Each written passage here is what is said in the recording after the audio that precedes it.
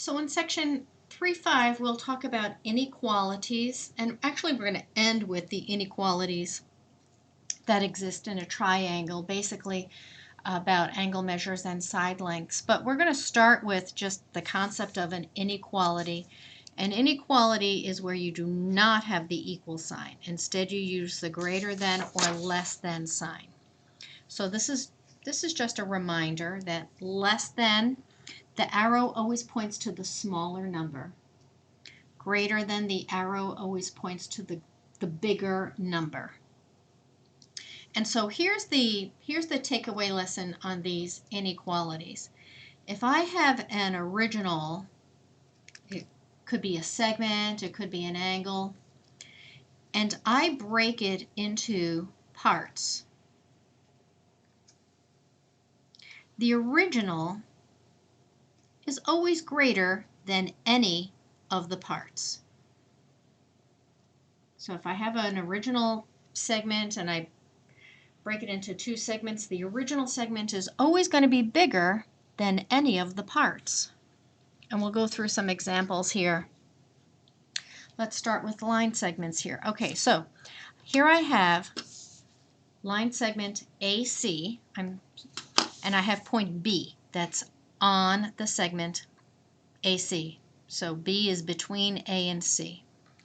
So obviously AC, the length of AC, is going to be bigger than the length of AB, because AC is the original and AB is just a part. AC, the original, is also going to be bigger than the other part, BC. And I want to point out here that I'm not using the lines above. I'm not saying line segment AC is greater than line segment AB. I'm saying lengths. The length of AC is longer than the length of AB.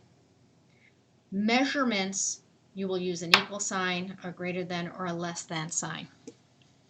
So you would not want to have the segment bar on top of your AC or your AB.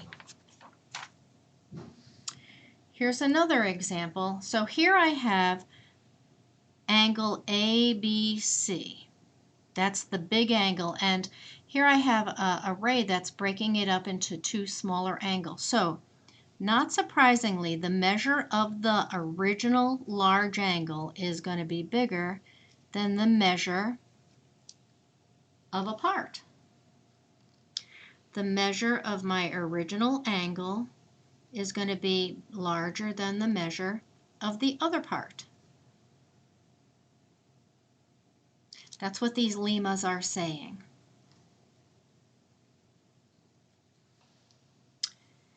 Here we've learned about an exterior angle, and we know that this angle plus measure of angle 3 would equal 180. We also know that the measure of angle 3 is equal to the other two added together. So if angle 3, the measure of angle 3 is equal to the measure of angle 1 plus the measure of angle 2, doesn't it make sense that the measure of angle 3 has got to be greater than the measure of angle 1? The measure of angle 3 has got to be greater than the measure of angle 2.